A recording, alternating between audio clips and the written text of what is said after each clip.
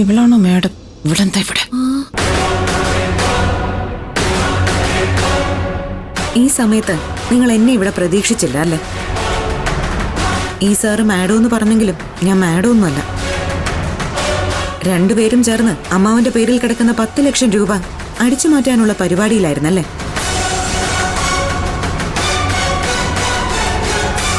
എന്താ സാർ ഇത്? ഞങ്ങൾക്കൊന്നും മനസ്സിലാവുന്നില്ല. നിധിയെ ഞാൻ തന്നെയാണ് വിളിച്ചു വരുത്തിയത്.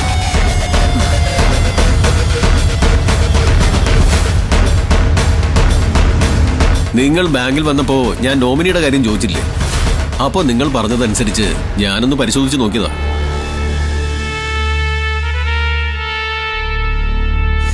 എന്തായാലും ഞാനൊന്ന് സെർച്ച് ചെയ്ത് നോക്കട്ടെ.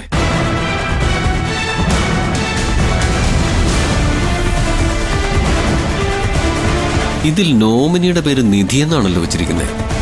നോമിനിയുടെ ഫോൺ നമ്പറും കൊടുത്തിട്ടുണ്ട്. തൽക്കാലം ഇവരെ ഒഴിവാക്കുന്നതായിരിക്കും ബുദ്ധി. അതെ, ഒരു കാര്യം ചെയ്യാം. ഞാനൊരു 1 മണിക്കൂറിനകം നിങ്ങളുടെ വീട്ടിലേക്ക് വരാം. സെർച്ച് ചെയ്ത് നോക്കിയപ്പോ തന്നെ നോമിനിയായി നിങ്ങളുടെ രണ്ടുപേരുടെയും പേരല്ല അന്ന് വ്യക്തമായി.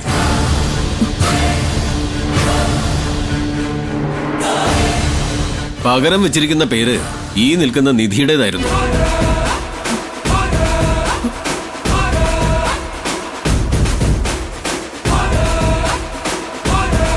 നോമിനിയുടെ കോണ്ടാക്ട് നമ്പർ കൂടി വെച്ചിരുന്നതുകൊണ്ട് അപ്പൊ തന്നെ എനിക്ക് നിധിയെ കോണ്ടാക്ട് ചെയ്യാനും പറ്റി.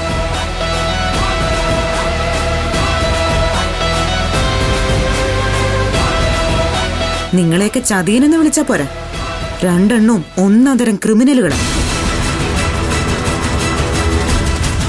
അമ്മാവന് സുഖമില്ലാതിരിക്കുന്ന ഈ അവസ്ഥ മുതലാക്കിക്കൊണ്ട് പണം തട്ടിയെടുക്കാൻ നോക്കുകയായിരുന്നു അല്ലേ? എന്റെ ഭർത്താവിന്റെ പേരിൽ കിടക്കുന്ന പണം എടുക്കുന്നതാണോടി അത്ര മോശപ്പെട്ട കാര്യം?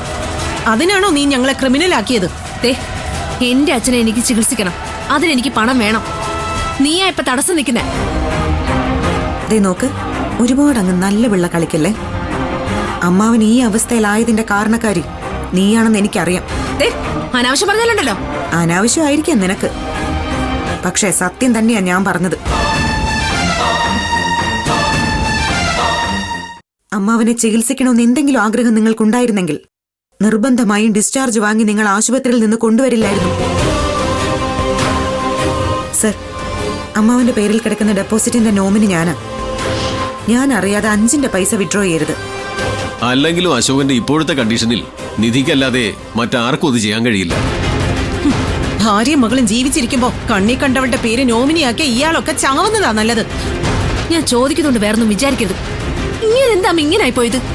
ഇനി കാര്യങ്ങൾ കൂടുതൽ വിശദീകരിക്കണ്ടല്ലോ സർ, ഇതാണ് ഇവരുടെ പ്രകൃതം. ഇങ്ങനെയുള്ള ആൾക്കാരാണോ വയ്യാതിരിക്കുന്ന ഈ മനുഷ്യനെ സംരക്ഷിക്കാൻ പോകുന്നത്? ഈ കണക്കിന് പോയാൽ പണത്തിന് വേണ്ടി കൊല്ലാനും മടിക്കില്ലല്ലോ.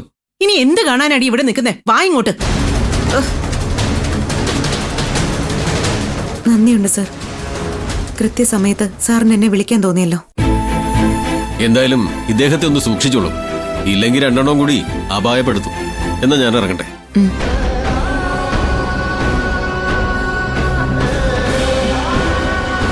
അമ്മാവ, സമാധാനമായിട്ടിരിക്കെ.